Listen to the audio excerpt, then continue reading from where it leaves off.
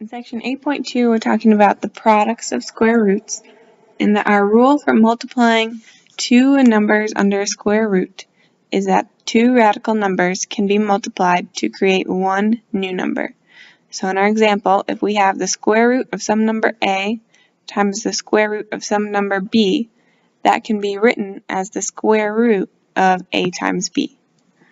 So when we look at some of our examples here, we are asked to simplify some of these square root problems. So if we have the square root of 2 squared, we know that this squared symbol really means the square root of 2 times the square root of 2. And when we take the square root of 2 times the square root of 2, we can rewrite that again as the square root of 2 times 2, according to our rule up above here. We can take our two numbers and combine them under the same square root.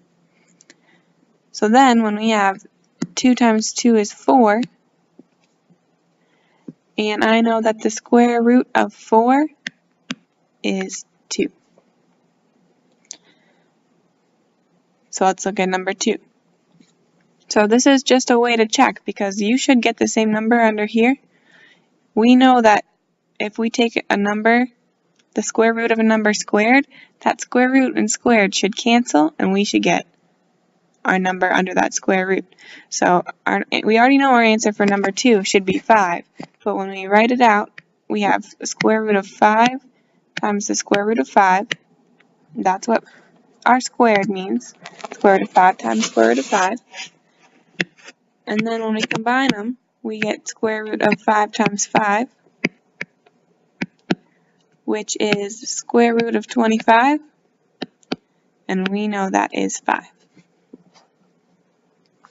Because 5 times 5 gives us 25. Okay, let's look at number 3 here. So number 3, we have our 5 on the outside, and then we have square root of 7 times square root of 7. We still have our 5. We know square root of 7 times square root of 7 is really the square root of 7 times 7, which we can rewrite as square root of 49. And our square root of 49, 7 times 7, is 7. And we get 7 times 5 is 35. Okay, so now that we've talked about it and done it the long way here, we can shorten it up a little bit. So if we know that 3 times the square root of 13 squared, square root of 13 squared, we know our squared and our square roots are going to go away. It's going to leave us with 13. 3 times 13 gives us 39. Here we need to be careful because our squared is going to distribute to both of our numbers in here. We are squaring our 2 and our 3 because it's included in our parentheses. So we have 2 squared times the square root of 3 squared.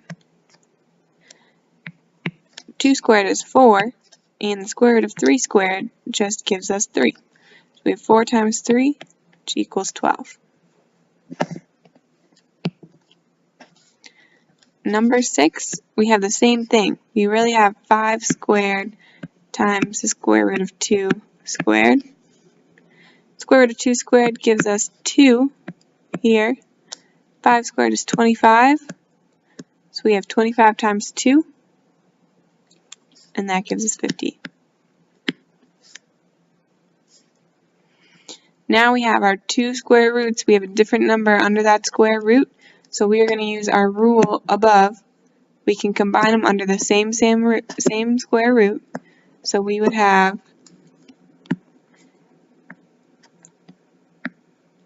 square root of 3 times 2, which equals the square root of 6. And then same thing for number 8. We would have the square root of 7 times 3, which equals the square root of 21. We got a few more here.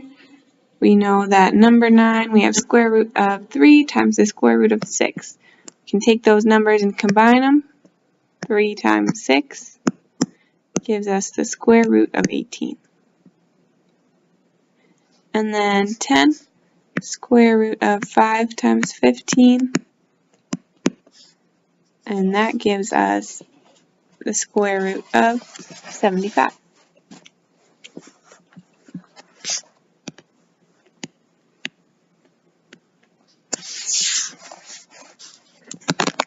Right.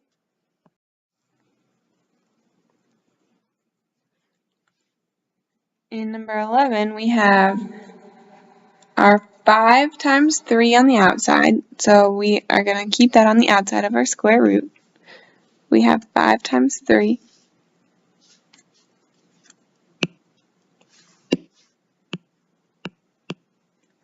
And then under our square roots, we have square root of 2 and square root of 3, so we can combine those as well. We would have the square root of 2 times 3.